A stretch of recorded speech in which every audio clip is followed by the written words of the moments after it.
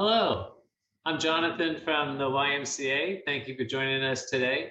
I am, let's say, I am excited to learn more about this topic. I won't say I was hesitant to join today, but I'm going to have to be won over in terms of this breakup with dairy. So our topic, breaking up with dairy. So lots for all of us to learn. I'm very excited. Our guest today is Chef Bay. Chef Bay is Bailey Ruskus. She has a new book out. I've had the opportunity to have Chef Bay on our program before. Very dynamic. She's doing a lot of things in health and nutrition. Really excited what she's going to bring forward today.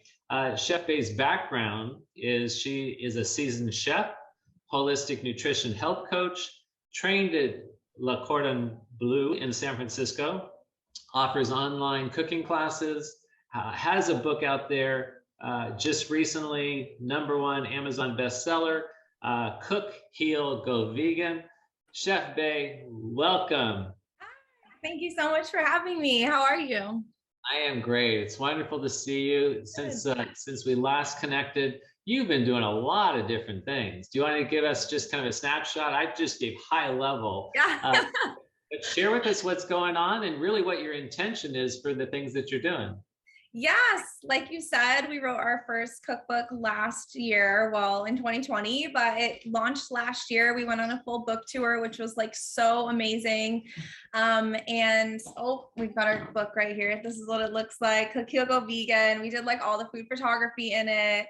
And it's really designed to just help someone eat more plant-focused, or if you're wanting to go more plant-based, but they're all like chef designed recipes, because I own so many cookbooks that I don't necessarily like all the recipes. So I just wanted to make sure it was like easy to follow, but also recipes that you'd be really proud of when you made them, because that can kind of be encouragement to keep going. And so that's the book. It became a #1 Amazon bestseller. We completely sold out at the warehouse. And we're restocking this month finally, after being sold out for like 3 months.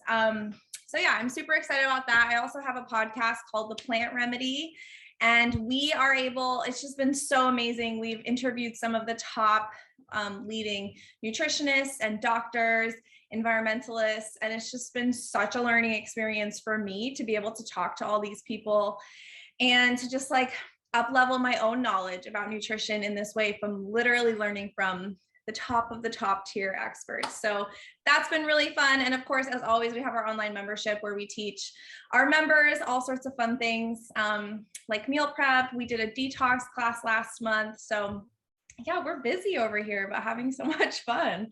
Wow, congratulations. Wonderful to see all the success. And truly, I just admire all that you're doing in this space of supporting all of us in healthy cooking.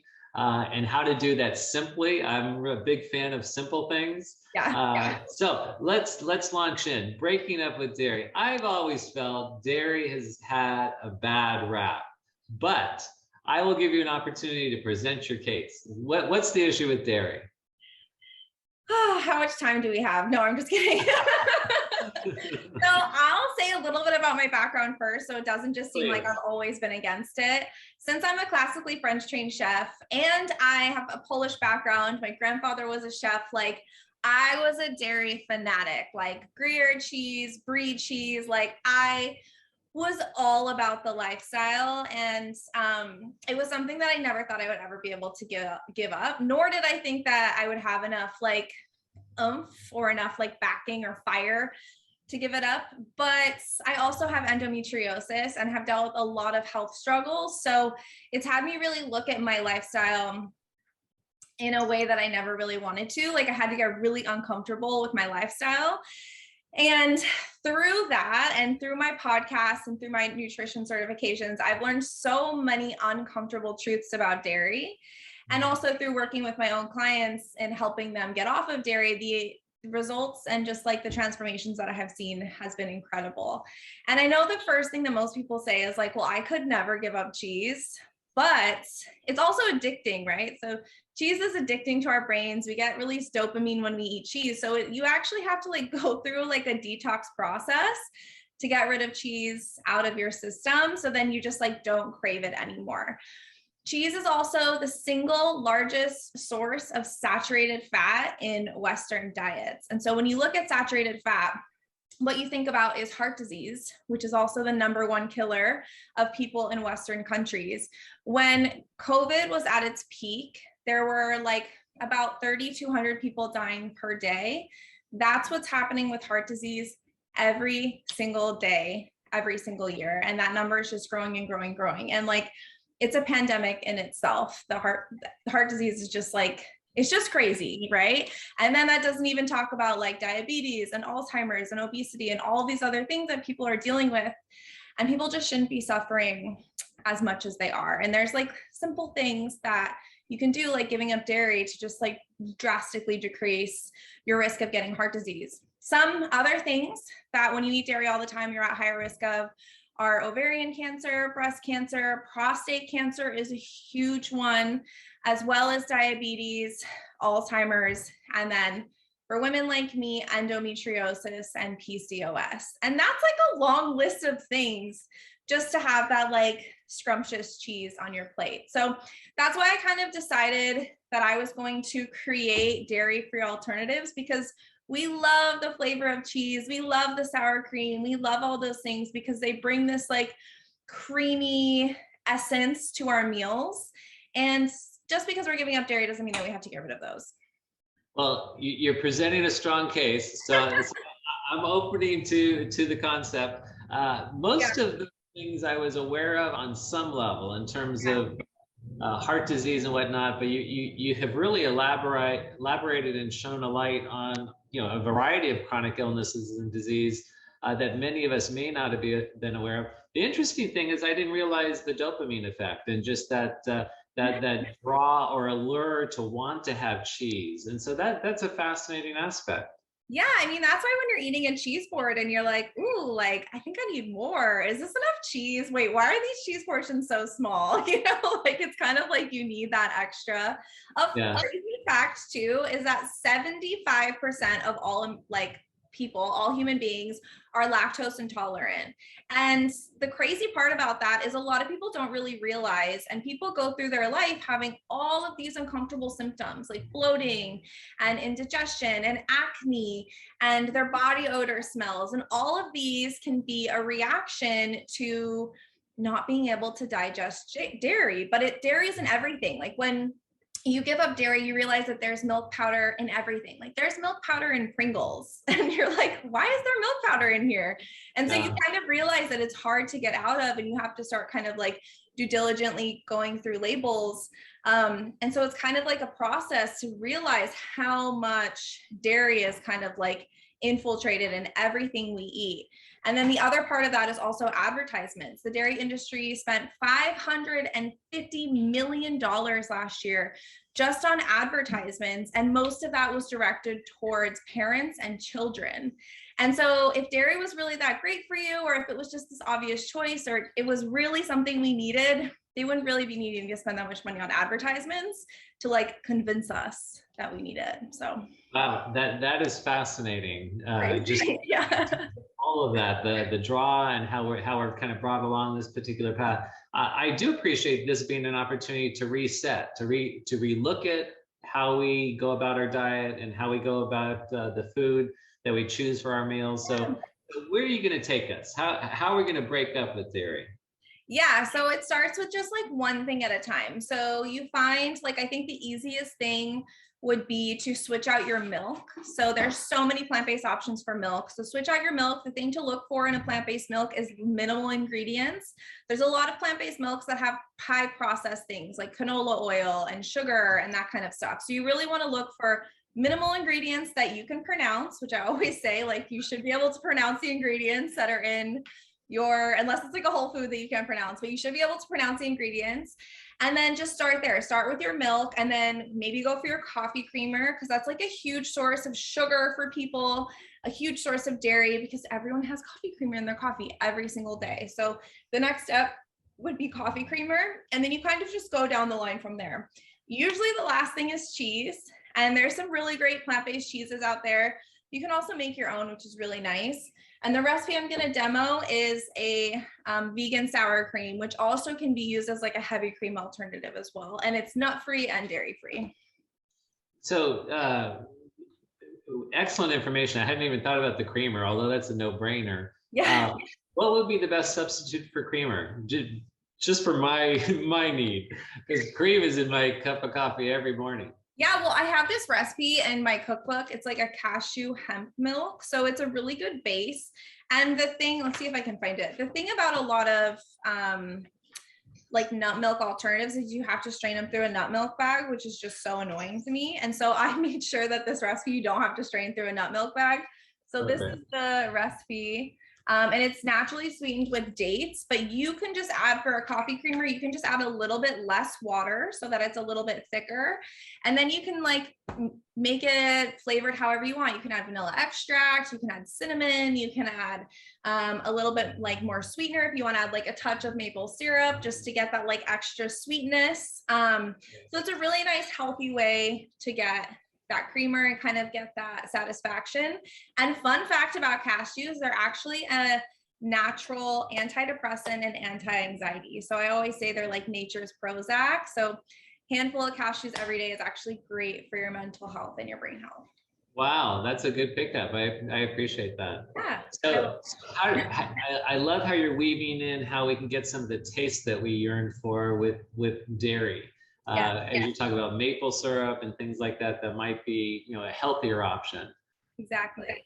Yeah, I mean, my whole philosophy is like being able to eat what you want and what you need. And I don't think that we have to give up things that we really love in order to respect our bodies, but also like respect our culture, our cultural food, our traditional food that we're used to eating on the holidays and things like that. And also, like, I really don't feel like restrictive diets work. I don't feel like people have fun on restrictive diets or feel like they're really enjoying their life. So that's why it's so important to me to create recipes that bring people back to that place of soul food while also taking care of themselves, the environment, like all of these things that have this ripple effect based off of what we eat. So we really can like have it all. It just takes a little bit of digging to find it. I so appreciate that, because a restrictive diet we might be successful at for a short period of time, but it is so challenging to sustain that, because then there's those temptations or we slip up and kind of drift off. So something that allows us to have all of it is wonderful. So you have something that you want to prepare for us, or something that wonderful. It's super simple. This is not a recipe in the cookbook. Actually, it might be in my next one, who knows. But I wanted to make this because it's really easy. It's really, really cheap to make. And I know a lot of times people have a problem with nut alternatives because nuts can be really expensive. And so I wanted to show like a high protein, inexpensive dairy-free alternative that all you need is a blender to make. And that's the other thing too. When you want to go dairy-free, you've got to get a good blender. It doesn't have to be a Vitamix.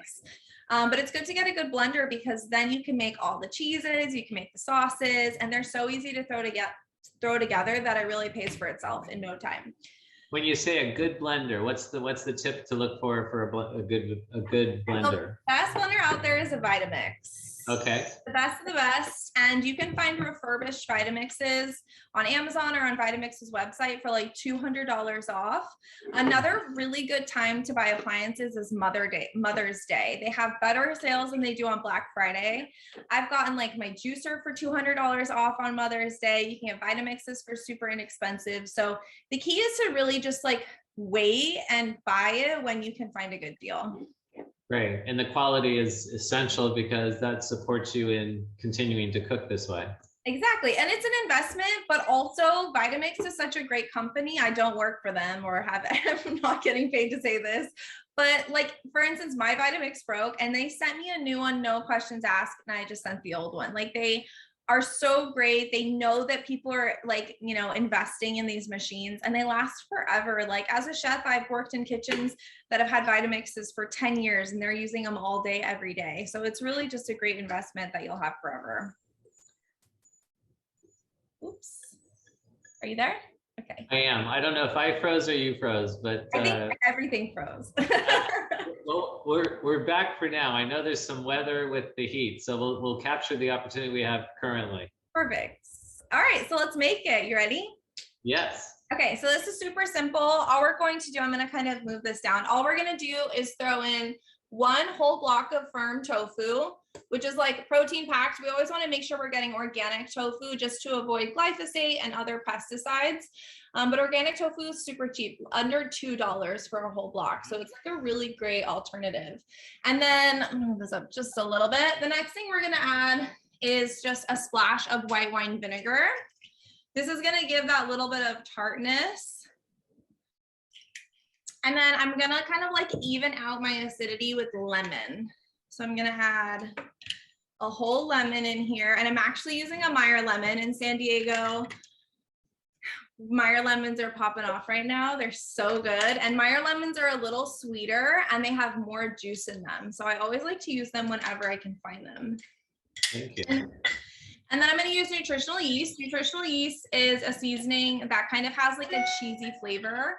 It's also high in vitamins like B12. So it's a nice like addition to add for both flavor and health reasons. So I'm going to do a couple big pinches of nutritional yeast. I'm eyeballing this whole recipe, which you can do too. It's so simple that you can just eyeball it and add more salt if you need to, add more lemon if you need to. And then I'm going to do a couple good pinches of salt. And then finally, I forgot, I'm going to grab and just do like a splash of oat milk. You can do any kind of plant-based milk. You just want to make sure that it's unsweetened.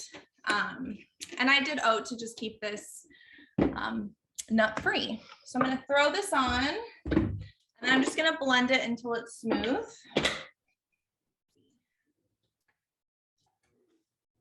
And I have my little blender here. You can always break up the block of tofu.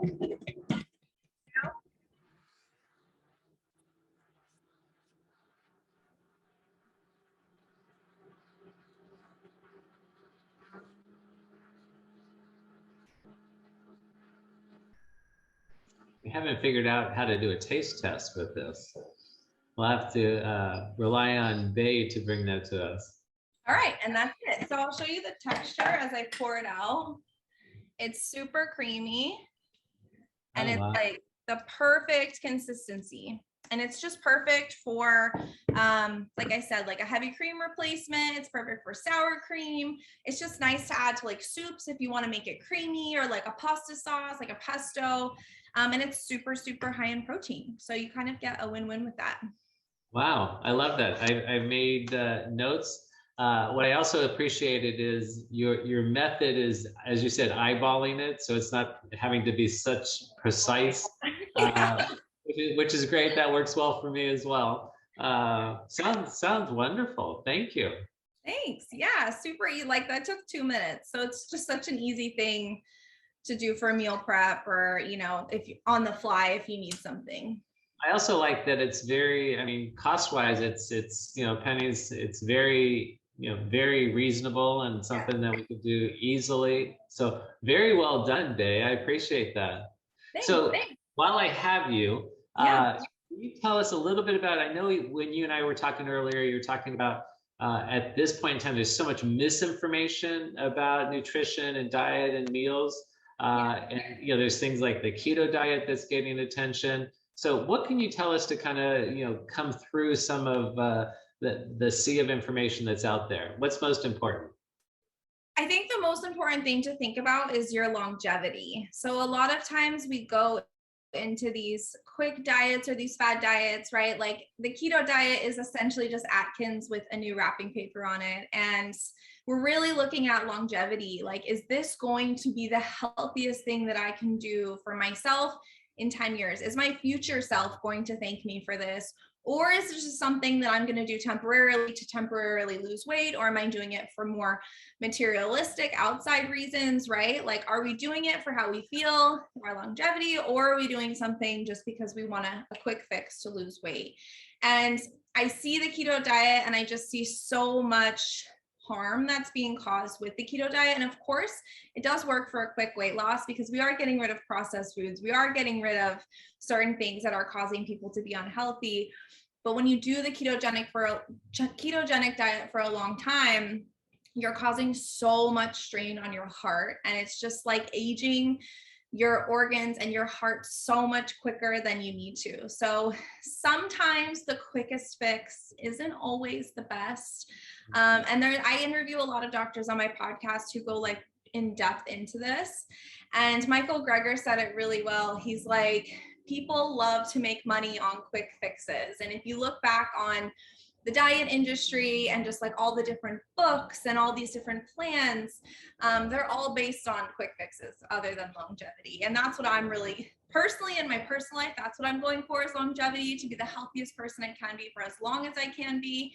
And that's just what I'm trying to encourage people to do as well. Because sometimes the quick fixes are easier, right? Like it is easier to eat just like only meat and cheese all the time because that's what's out there. It's easier when you go to restaurants and stuff, but sometimes the stuff that's more uncomfortable, that pushes you a little bit further into a more out of your comfort zone, is going to be the best in the long run, because you're going to learn more, you're going to become like more skilled at cooking new things, and it's just going to be a ripple effect of everyone else around you.